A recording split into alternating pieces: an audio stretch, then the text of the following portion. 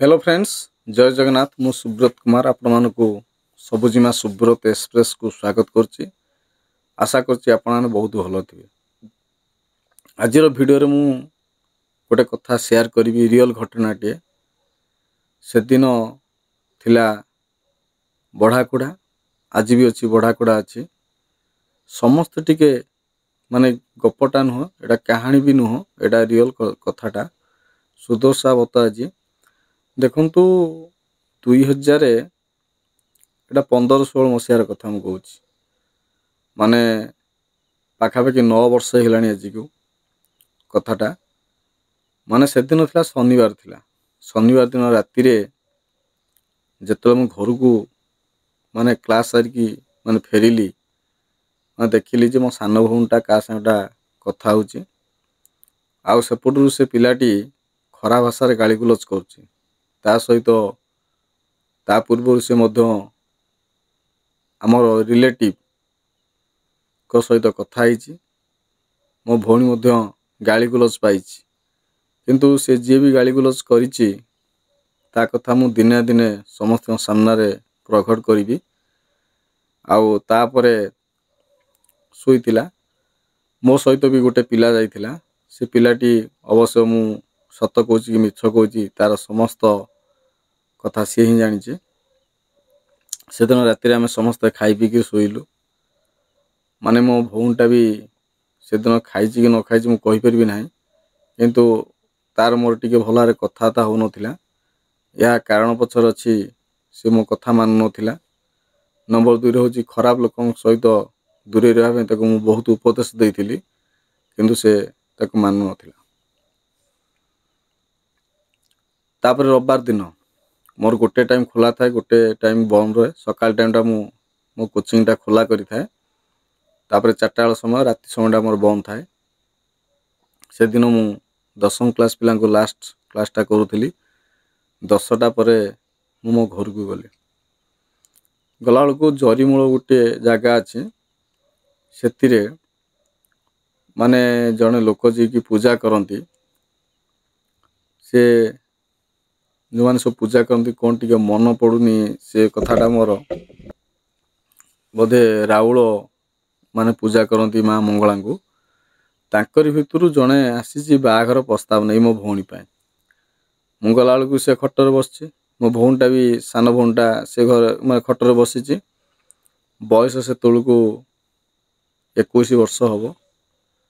आउ जे प्रस्ताव नहीं आसते से मो बापांकर बयस हे प्रस्ताव नहीं आसछंदी। माने तांका निज पुओ पाई प्रस्ताव नहीं आसछंदी बाहागर करिया पे।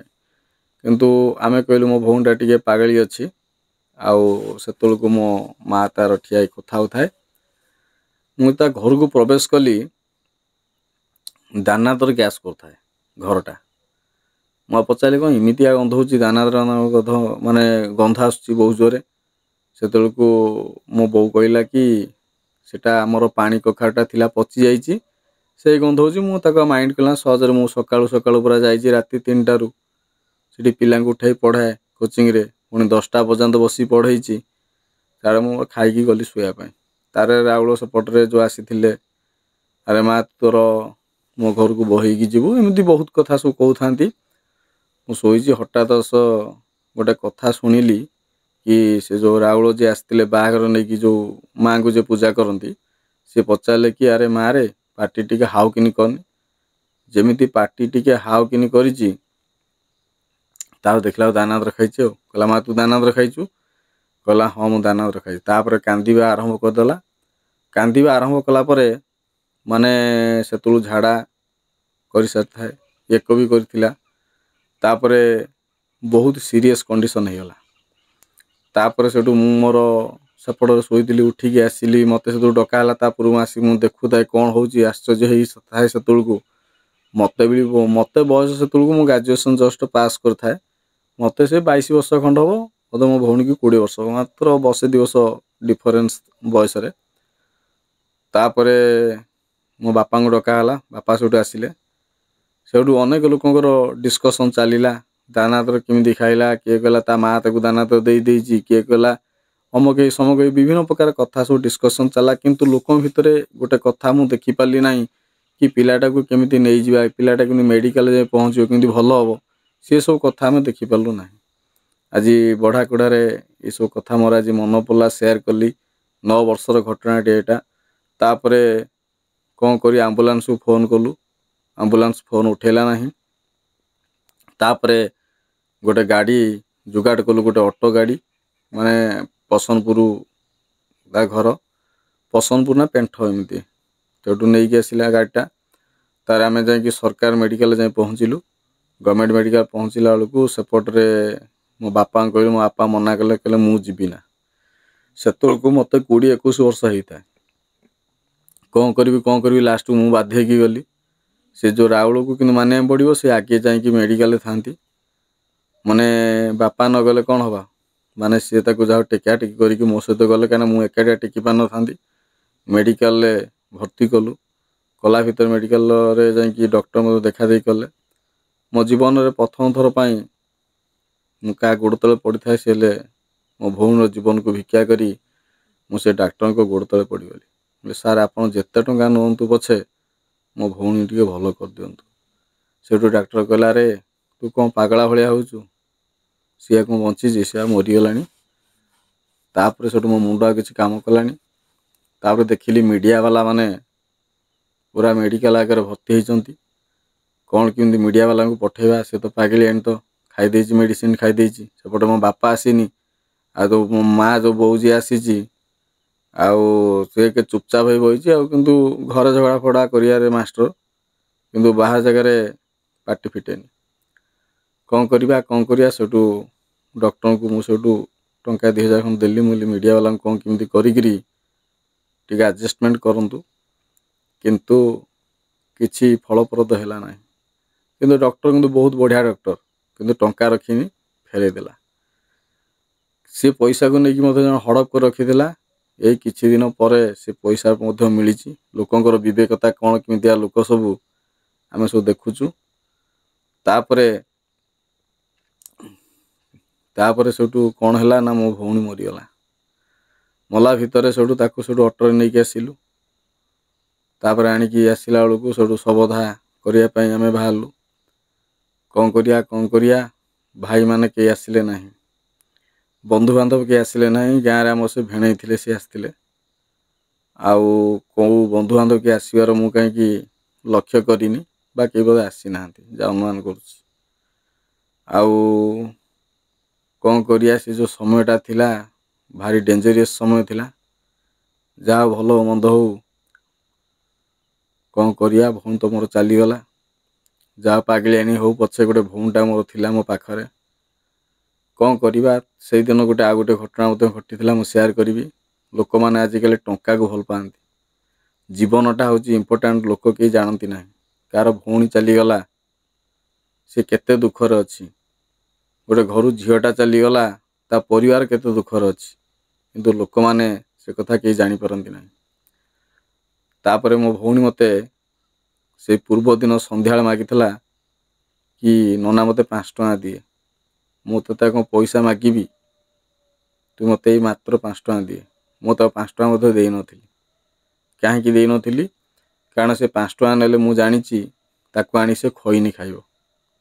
ଗୋଟେ 5 ଟଙ୍କା ଖଇନି ଯଦି ମିଳେ ତାକୁ ଖାଏ। ମୁଁ କହିଲି ତୁ ଖଇନି ଖାଇବୁ, ମୁଁ ତୋତେ ଟଙ୍କା ଦେବି ନା।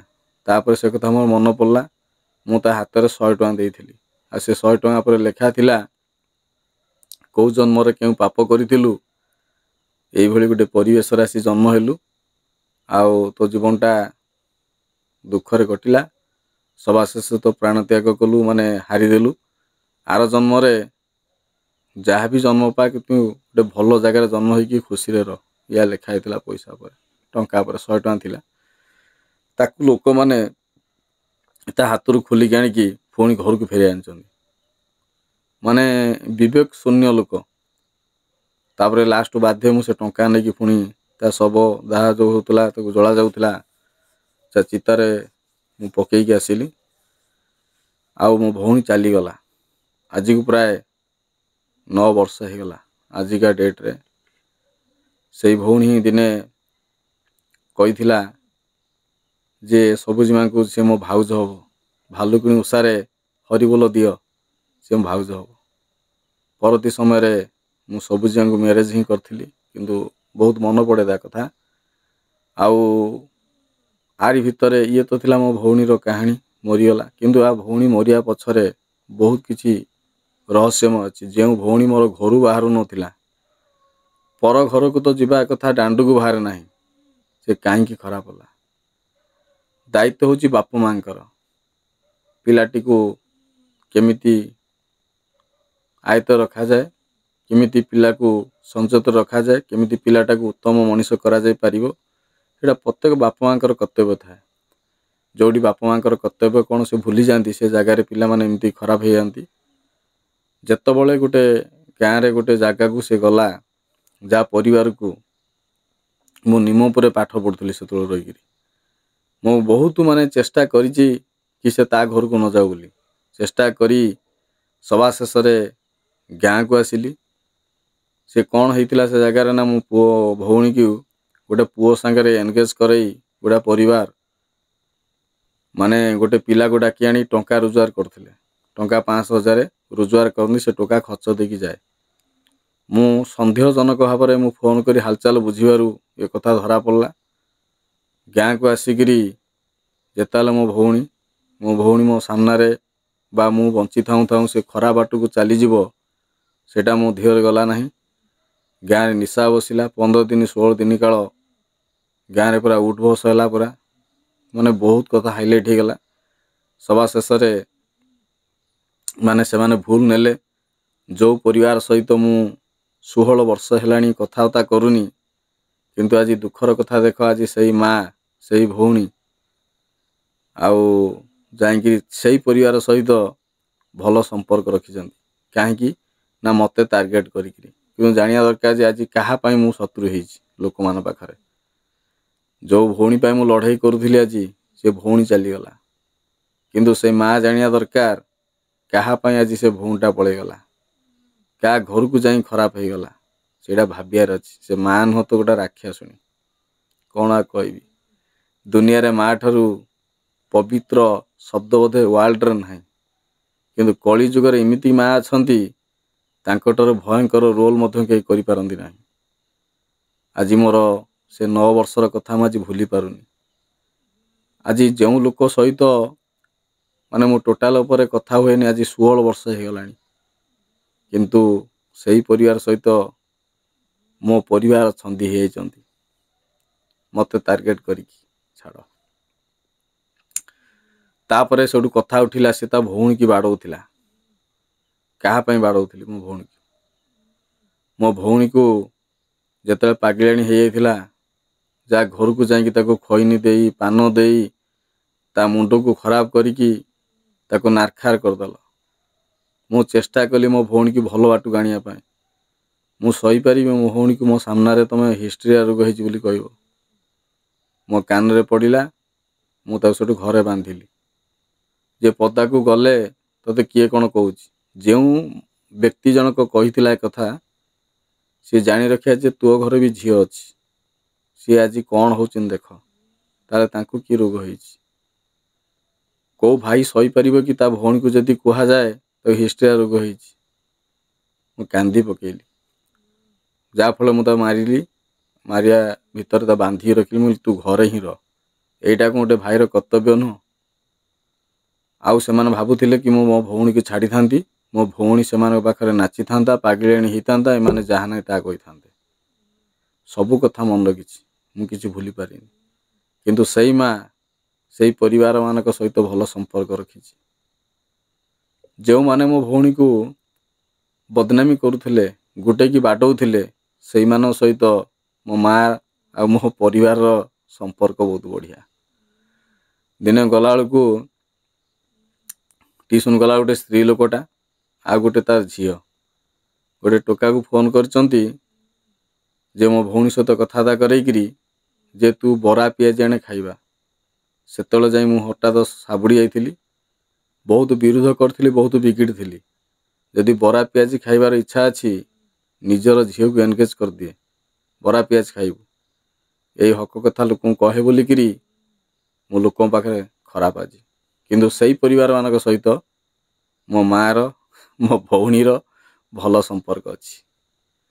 କାହା ପାଇଁ ମୁଁ ଆଜି ଖରାପ ହେଇଛି ନିଜ ପରିବାରକୁ ଅନେଇକିରି। କିନ୍ତୁ ଖୁସି ଲାଗେ ଏଇ କଥା ଶୁଣିକିରି ଯେ କ'ଣ ଯେତେ ବି ଯାହା ହଉ ପଛେ ମୋତେ ବିରୋଧ କରିକିରି 50 ଲୋକ ଏକଜୁଟ ହେଇପାରୁଛନ୍ତି, ସାଙ୍ଗସାଥି ହେଇପାରୁଛନ୍ତି, ତାଠାରୁ ବଡ଼ କଥା କିଛି ନ ହେଇପାରେ। କିନ୍ତୁ ମୋ ବାପା ମୋତେ ଗୋଟେ କଥା ଶିଖେଇ ଯାଇଛନ୍ତି, ଯିଏ ଥରେ ଶତ୍ରୁ ହୁଏ ସେ ଜୀବନ ଥଲା ପର୍ଯ୍ୟନ୍ତ ଶତ୍ରୁ ଥାଏ, କେବେ ମିତ୍ରତା ହୁଏ ନା। ଯଦି ସେ ମିତ୍ର ହେଉଛି ତାହେଲେ ଧରିନିଅ ତା ମନ ଭିତରେ କିଛି ଉଦ୍ଦେଶ୍ୟ ରହିଛି, ସେ ଉଦ୍ଦେଶ୍ୟକୁ ସେ ପୂର୍ଣ୍ଣ କଲା ପରେ ସେ ପୁଣି ଯେଉଁ ଶତ୍ରୁକୁ ସେଇ ଶତ୍ରୁ ହେଇଯିବ। ଆଜି ସେ ପରିବାର ଜାଣିବା କଥା ଯେ ଗୋଟେ ଝିଅ ନୁହଁ, ଗୋଟେ ନୁହଁ, ଦିଟା ଝିଅ ଚାଲିଗଲେ ପରିବାରରୁ। ଆଜି ମୁଁ ତା ସବୁ ଝିଅକୁ ମ୍ୟାରେଜ୍ କରିଥିଲି, ସେତେବେଳେ ମୋ ଶ୍ୱଶୁରକୁ ମଧ୍ୟ ବହୁତ ଲୋକ ଟିଏଇଥିଲେ, ଉସ୍କଉଥିଲେ ଯେ ତୋ ଝିଅକୁ ମଧ୍ୟ ସେ ମାରିଦେବେ। ତା ଘରେ ଦିଟା ଝିଅ ମରିଯାଇଛନ୍ତି, ତାର ପିଣ୍ଡା ନାହିଁ, ତାର ଚାଳ ନାହିଁ, ତାର ଅମକେ ନାହିଁ, ତାର ସମକେ ନାହିଁ। 3-4 ବର୍ଷ ଦୁନିଆ ନାଟକ କରୁଥିଲେ। ସେଇ ପରିବାର ଲୋକ ଯେଉଁମାନେ ସବୁ ଥିଲେ ଇନଭଲ୍ଭ ସେଥିରେ, ଦେଖନ୍ତୁ ତମ ଘରେ ବି ଝିଅ ଅଛନ୍ତି ନା, ପୁଅ ଅଛନ୍ତି ନା, ମ୍ୟାରେଜ୍ କରିପାରୁଛନ୍ତି ନା ତାଙ୍କୁ କେହି ମ୍ୟାରେଜ୍ କରୁଛନ୍ତି? ଜାଣିପାରୁନା ଏହା ମଧ୍ୟ ତୁମ କର୍ମର ଫଳ ବୋଲି। କ'ଣ ଲାଭ ପାଇଲ? ଆଜି ମୋ ଭଉଣୀ ଚାଲିଯାଇଛି, ଦିଟା ଭଉଣୀ ଚାଲିଯାଇଛି, ତଥାପି ମୋତେ ବି କେହି ଭଉଣୀ ମାନେ ଭାଇ ବୋଲି ଭାବନ୍ତି। ପ୍ରତିବର୍ଷ ଯେମିତି ହେଲେ ଗୋଟେ ଦିଟା ରାକ୍ଷୀ ମୋ ହାତରେ ବନ୍ଧାଯାଏ। ମୋ ମଝିଆ ଭଉଣୀ ମଧ୍ୟ ସେଭଳି ଚାଲିଗଲା, ତାର ମଧ୍ୟ ଆଉ କେଇ ଦିନ ପରେ 16-17 ବର୍ଷ ଚାଲିବ। ଇଏ ସାନ ଭଉଣୀଟା ଚାଲିଗଲା, ଇଏ 9 ବର୍ଷ। ଏ କଳିଯୁଗରେ କେହି କାହାର ଭଲ ଚାହାନ୍ତିନି। ଯଦି ଘରେ ଯଦି ବଢ଼ିଲା ଝିଅଟିଏ ରହୁଛି ନା, ସାବଧାନ ହେଇ ରହିବେ ଦର୍ଶକ ବନ୍ଧୁମାନେ। କିନ୍ତୁ ଇଏ ସମାଜ ତାଙ୍କୁ ଖରାପ କରେଇଦେବ। ଆଜି ଦେଖ, ମୁଁ ଦେଖୁଛି କେଡ଼ି ଗୋଡ଼ ଚୁଇଁ ମାନେ 5ମ 6ଠ ପାଠ ପଢ଼ୁନାହାନ୍ତି, କେଡ଼ି କେଡ଼ ଛୁଆ, ଯେଉଁ ଗାର୍ଡ଼ିଆନ୍ ମାନେ ମୋ ଭଉଣୀ କି ଖରାପ ୱାର୍ଡ଼ ସବୁ ଲାଙ୍ଗୁଏଜ୍ ୟୁଜ୍ କରିଥିଲେ, ତାଙ୍କ ଛୁଆ କ'ଣ ସବୁ ହେଉଛନ୍ତି ଆମେ ଦେଖୁଛୁ। ସେଇ ମାଆକୁ ଦିନେ ଯେତେବେଳେ ମୋ ଭଉଣୀ ମରିଗଲା, ବହୁତ ସେଇ ଲୋକମାନେ କହିଲେ ତାକୁ ବିଷ ଦେଇକି ମାରିଦେଲା, ତାକୁ ଏସା କଲା ତେସା କଲା। ସେଇ ମାଆ ଆଜି ସେଇମାନଙ୍କ ସହିତ ଭଲ ସମ୍ପର୍କ ରଖିଛି। ଯେଉଁ ମାଆ ଆଉ ଯେଉଁ ପରିବାରକୁ ନେଇକିରି ମୁଁ ଲଢ଼େଇ କରୁଥିଲି, ଲୋକମାନଙ୍କ ସହିତ ମୁଁ ଶତ୍ରୁତା ହେଇଥିଲା, ସେଇ ପରିବାର ଆଜି ସେମାନଙ୍କ ସହିତ ଭଲ ସମ୍ପର୍କ ରଖିଛି। ଆଉ ସେତେବେଳେ ମୋ କବାଟ ଡୋର ବାଡ଼ା ହୁଏ ଯେତେବେଳେ ମୋ ଘରେ କୌଣସି ବିପଦ ପଡ଼େ। ଆଉ ଅନ୍ୟ ବେଳେ ମୋ ସହିତ କେହି ସମ୍ପର୍କ ରଖନ୍ତି ନାହିଁ। ଅନେକ ଲୋକମାନଙ୍କୁ ଚିହ୍ନି ଯାଇଛି, ଆଉ କିଛି ଲୋକମାନଙ୍କୁ ଚିହ୍ନିବାରେ ବାକି ଥିଲା। ମୋ ପୁଅ ହେଲା ପରେ ସମସ୍ତଙ୍କୁ ଜାଣିଗଲି। ଲୋକମାନେ ଆସନ୍ତି, ତମ ପାଖରେ ଗୋଟେ କଥା କୁହନ୍ତି, ତମ ପାଖରୁ ଚାଲିଗଲା ପରେ ପୁଣି ଆଉ ଗୋଟେ କଥା କୁହନ୍ତି। ମୁଁ କହି ରଖୁଛି, ସେଇ ଲୋକମାନଙ୍କୁ କହି ରଖୁଛି, ଯେତେବେଳେ ମୋ ମଝିଆ ଭଉଣୀ ଚାଲି ଯାଇଥିଲା, ସେତେବେଳକୁ ମୁଁ ହିଁ ତା ପାଖରେ ଥିଲି। ଯେତେବେଳେ ମୋ ସାନ ଭଉଣୀ ଚାଲିଗଲା, ମୁଁ ହିଁ ପାଖରେ ଥିଲି, ଆଉ ସବୁ ପ୍ରକାର କାର୍ଯ୍ୟ ମୁଁ ହିଁ କରିଥିଲି। ଆଉ ମୋ ବାପା ଯେତେବେଳେ ଚାଲିଗଲେ, ସେତେବେଳେ ବି ମୁଁ ବି ତାଙ୍କ ପାଖରେ ଥିଲି, ଆଉ କେହି ବି ନଥିଲେ। ଆଉ ବାକି ରହିଲେ ମୋ ମା' ରହିଲା। ଶେଷ ସମୟରେ ଦେଖିବା କେଉଁମାନେ ଆସିକି ପାଖରେ ଛିଡ଼ା ହେଉଛନ୍ତି। ଆଉ ଯେଉଁ ଭାଇମାନେ ଅଛନ୍ତି ବା ଯେଉଁ ବନ୍ଧୁବାନ୍ଧବ ଲୋକ ଅଛନ୍ତି ବା ଯେଉଁମାନେ ନିଜର ବୋଲି କହୁଛନ୍ତି, କେତେ ଆସି ଠିଆ ହୁଅନ୍ତି ସେ କଥା ମୁଁ କ'ଣ, ଭଗବାନ ଜାଣନ୍ତି ଆଉ ଲୋକମାନେ ଜାଣିଛନ୍ତି। ମୁଁ କାହାର ଅନିଷ୍ଟ ଚିନ୍ତା କରିନି, ମୁଁ ମୋ କର୍ମର ସହ ଲାଗି ରହିଛି। ଆଉ ଲୋକମାନେ ମୋ ପଛ ଲାଗନ୍ତି କ'ଣ ପାଇଁ ନା, ଯେହେତୁ ମୁଁ କାହା ପାଖରେ ବସୁନି, କାହା ପାଖରେ ଉଠୁନି, ମୁଁ ମୋ ନିଜ କର୍ମରେ ଲାଗି ରହିଛି। ଆଉ ମୁଁ ବି ମରିଥିଲେ 17-18 ବର୍ଷ ହୁଅନ୍ତାନି କି ବେଶୀ ବର୍ଷ ହେଇଯାଇଥାନ୍ତା। 2009 ମସିହାରୁ ହିସାବ କର, 2025 ଚାଲିଲା, 16 ବର୍ଷ ହେଇଯାଆନ୍ତାନି। ମାଟ୍ରିକ ପରୀକ୍ଷା ପରେ ଯେତେବେଳେ ମୋତେ ପାଠ ପଢ଼ାଇବା ପାଇଁ ମନା କରିଦେଲେ, ଭାଇମାନେ ତା କହିଲେ ତୁ ଯା ମାଟି ଖୋଳିବୁ, ସେହି ସମୟରେ ମୁଁ ନିଷ୍ପତ୍ତି ନେଇଥିଲି ଯେ ମୁଁ ନିଜକୁ ଫାଶୀ ଦେଇକି ମାନେ ମରିଯିବା ପାଇଁ। କିନ୍ତୁ ଦୌରା ଦେଇକି ମରିବା ପାଇଁ ଇଚ୍ଛା କରିଥିଲି, କିନ୍ତୁ ମୋ ବିବେକ ମୋତେ ଅଟକାଇ ଦେଇଥିଲା। ଯାହାଫଳରେ ଆଜି ମୁଁ ବାପା ହେଇପାରିଛି, ପାଠ ପଢ଼ିଛି, କିଛି ପିଲାଙ୍କୁ ପଢ଼େଇ ପାରୁଛି। ଆଉ ଭଗବାନ କରିବେ କ'ଣ, ମୋତେ ତ 30 ବର୍ଷ ଚାଲିଲାଣି, ଆଉ 7-8ଟା ବର୍ଷ ମୋ ହାତରେ ଅଛି ଚାକିରି ପାଇଁ। ସେ ଯଦି ଭଗବାନଙ୍କ କୃପା ଥିବ, ଯଦି ବା ମୁଁ କିଛି କାହା ପାଇଁ ଭଲ କରିଥିବି, ନିଶ୍ଚିନ୍ତ ଭାବରେ ମୁଁ ଜବ୍ ପାଇବି। ଆଉ ସବୁଠାରୁ ବଡ଼ କଥା ହେଇଗଲା ଗୋଟେ କ'ଣ ନା, ମୋର କ'ଣ କେହି ନଥିଲେ, ଭାଇମାନେ ସବୁ ଥିଲେ, ମୋ ବାପା ଥିଲା, ମୋ ମା ଥିଲା, ସମସ୍ତେ ଥିଲେ, କିନ୍ତୁ ମୋତେ ପାଠ ପଢ଼ିବା ପାଇଁ ସମସ୍ତେ ବିରୋଧ କରିଥିଲେ। କେହି ବି ଇଚ୍ଛା କରିନଥିଲେ କି ମୁଁ ପାଠ ପଢ଼େ ବୋଲିକିରି। ଯାହା ଭଗବାନଙ୍କର କୃପା ଆଜି ମୁଁ ଏତେ ବାଟ ଯାଇପାରିଛି। ଆଉ ବଡ଼ କଥା ହେଉଛି ସବୁଠାରୁ କ'ଣ, ମୋ ଭାଇମାନେ ମୋତେ ମାଟି ଖୋଳିବା ପାଇଁ ବହୁତ ଯୋଜନା କରିଥିଲେ, କିନ୍ତୁ ସେମାନେ କ'ଣ ମୋ ଭାଇ ନଥିଲେ, ସାବତ ଭାଇ ଥିଲେ। ସେଥିପାଇଁ କୁହାଯାଏ କେବେ ସାବତ କେବେ ନିଜର ହେଇପାରିବ ନାହିଁ। ଯଦି ସେମାନଙ୍କ ଅବଦାନ କିଛି ଥାନ୍ତା ମୋ ପ୍ରତି, ଆଜି ଉଠ କହିଥିଲେ ମୁଁ ଉଠିଥାନ୍ତି, ବସ୍ କହିଥିଲେ ବସିଥାନ୍ତି। କିନ୍ତୁ ସେମାନଙ୍କୁ ମୁଁ ଆଜି ମାନେ ନା। କାହିଁକି ମାନେ ମୁଁ ଜାଣିଛି, ଯେଉଁମାନେ ସାମାନ୍ୟ ବିପଦରେ ଠିଆ ହେଇନାହାନ୍ତି, ବଡ଼ ବିପଦ କେବେ ଠିଆ ହେବେ ନାହିଁ। ମୋ ସାନ ଭଉଣୀ ମରିଲା ପରେ କେହି ଆସିନଥିଲେ, ମଝିଆ ଭଉଣୀ ମଲା ବେଳକୁ ବୋଧେ କେହି ଜଣେ ବୋଧେ କିଏ ଗୋଟେ ଆସିଥିଲା, ତାପରେ ମୋ ବାପା ମଲା ବେଳକୁ ବି ସେମ୍ କଥା, କେହି ବି ଗୋଟେ ସେବା ବି କରିବା ପାଇଁ ଆସିଲେ ନାହିଁ। ଆଉ ଇଏ ମା ଅଛି ଦୌଡ଼ୁଛି ଡେଉଁଛି, ଆ ପଛରେ କେଉଁ ଲୋକଟା ଆସିବ, କେହି ବି ଆସିବେ ନାହିଁ। ଯେତେବେଳେ ମୋ ସାଙ୍ଗରେ ଜିଦି କରୁଛି, ମାନେ ମୁଁ ତା ପୁଅ, ମୁଁ ବି ତାର ପୁଅ ବି ନୁହଁ, ସେଟା ଆଜି ନୁହେଁ କାଲି ନୁହେଁ, କେବେ ନା କେବେ ଲୋକମାନେ ଜାଣିବା ପାଇଁ ପାଇବେ ସତ୍ୟତା କ'ଣ ଅଛି ଆ ଭିତରେ। ଯାହା ବି ହେଉ, ବାପା ମା ମାନିଥିଲି। 14 ବର୍ଷ କାଳ ରାମ ବନବାସ ଗଲା ଭଳିଆ ନିଜେ ମାଟି ଖୋଳିଆ ବଦଳରେ ଆଡ଼ମିସନ୍ କରି କଲେଜରେ ପାଠ ପଢ଼ିଲି। ଟ୍ୟୁସନ୍ କରିକିରି ଯେଉଁ ପଇସା ରୋଜଗାର କରେ ଘର ଚଳେଇଲି। ଆଉ ଆଜି ଏତେ ବର୍ଷ ହେଇଗଲା ମୋତେ, କିନ୍ତୁ ଆଜି ବି ସୁଦ୍ଧା ମୋ ଭଉଣୀକୁ ମୁଁ ଭୁଲିନି। ଆଜି ବି ମନେ ରଖିଛି, ସେଦିନ କଥା ବି ଯଦି ଆଖି ବନ୍ଦ କରିଦେବି, ଗୋଟେ ଯଦି ମୁଁ ଗୋଟେ ଚିତ୍ରକର ହେଇଥାନ୍ତି, ଚିତ୍ର କରିକି ଦେଖେଇ ଦେଇଥାନ୍ତି ସେଦିନ ଦୃଶ୍ୟଟା ସବୁ କ'ଣ କେମିତି ସବୁ ଘଟିଥିଲା। ସବୁ ଲୋକମାନଙ୍କୁ ଦେଖିଛି ମୋବାଇଲ ଧରିକିରି ଫଟୋ ରେକର୍ଡ଼ିଂ କରୁଥିଲେ, ଭିଡ଼ିଓ କରୁଥିଲେ, କିନ୍ତୁ କାହା ମନରେ ଟିକେ ଲୁହ ବି ନଥିଲା। ଆଉ ଥିଲା ସେଦିନ କ'ଣ ସୁଖ ଥିଲା ସେମାନଙ୍କୁ। ଲୋକମାନଙ୍କୁ କ'ଣ ଭଲ ଲାଗେ କେଜାଣି, କେହି ଯଦି ମରିଯାଏ, କାହାର କିଛି ଅନିଷ୍ଟ ହେଇଗଲେ ସେମାନେ ବହୁତ ଖୁସି ହେଇଯାଆନ୍ତି, କିନ୍ତୁ ମୋତେ ବହୁତ ଦୁଃଖ ଲାଗେ କି ଏଇମାନଙ୍କର ବ୍ୟବହାର ଦେଖିକିରି। ଆଉ ଏବେ ସୁଦ୍ଧା ଚାହିଁ ରହିଛନ୍ତି ମୁଁ କାଳେ କୁଆଡ଼େ କେଉଁଦିନ ମରିଯିବି, ଚାହିଁ ରହିଛନ୍ତି। କିନ୍ତୁ ଭଗବାନ କରନ୍ତୁ ମୋ ପୁଅଟା ପାର ହେଲା ପର୍ଯ୍ୟନ୍ତ ମୁଁ ବଞ୍ଚିଥାଏ। ମୋ ପୁଅ, ମୁଁ ଯେଉଁଭଳିଆ ଦୁଃଖ ପାଇଛି ବା ମୋ ପଛ ଯେଉଁଭଳିଆ ଶତ୍ରୁ ଲାଗିଛନ୍ତି, କିନ୍ତୁ ମୁଁ ସେଇଟା କରେଇଦେବି ନାହିଁ ମୋ ପୁଅ ପାଇଁ। ତାର ଆଉ ଗୋଟେ କଥା ହେଉଛି, ପୁଅ ବୋଉଙ୍କ ଖୁସିରେ ଶାଶୁ ଶ୍ୱଶୁର ଖୁସି ହେବା କଥା, କିନ୍ତୁ ଏ ଯୁଗ ଓଲଟା।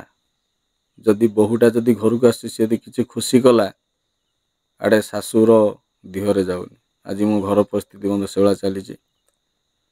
ଆଉ ମୁଁ ସମସ୍ତଙ୍କ ଠାରୁ ଅଲଗା ହେଇ ରହିଲେ ମୋତେ ଖୁସି ଲାଗୁଛି। ଏହାର କାରଣ ହେଉଛି କ'ଣ, ସବୁବେଳେ ଟେନସନ୍ ନେଇକି ମୁଁ ବି ଚାହୁଁନି ଖୁବ୍ କମ୍ ବୟସରେ ମରିଯାଏ ବୋଲି।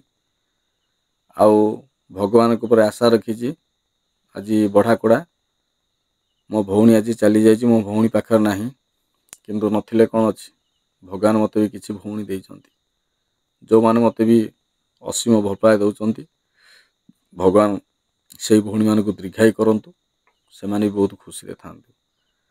ଆଶା କରେ କି ଆଜିର ଭିଡ଼ିଓଟି ଆପଣମାନଙ୍କୁ ନିହାତି ଭାବରେ ପ୍ରଭାବ ପକାଇଥିବ। ଆଉ ସତ କାହାଣୀଟିଏ, କିନ୍ତୁ ଆପଣମାନଙ୍କ ଝିଅକୁ ଟିକେ ଜଗି ରଖି ଚାଲନ୍ତୁ।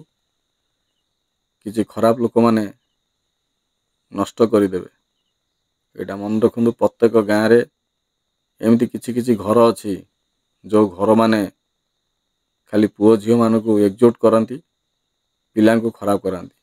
ଆଉ ୱାନ୍ସ ଥରେ ପିଲା ଖରାପ ହେଇଗଲା ପରେ ଆଉ କେବେ ହେଲେ ପଛକୁ ଫେରି ପାରିବେ ନାହିଁ। ସେଥିପ୍ରତି ଟିକେ ଧ୍ୟାନ ଦେବେ। ଆଉ ରହୁଛି, ଆଉ ଭଗବାନଙ୍କୁ ଡାକୁଛି ମୋ ଭଉଣୀ ଯଦି ପୁନର୍ଜନ୍ମ ପାଇଥିବ, ଖୁସିରେ ଥିବ, କେବେ ନା କେବେ ତା ସହିତ ମୋର ବି ଦେଖା ହେବ। ରହୁଛି, ନମସ୍କାର।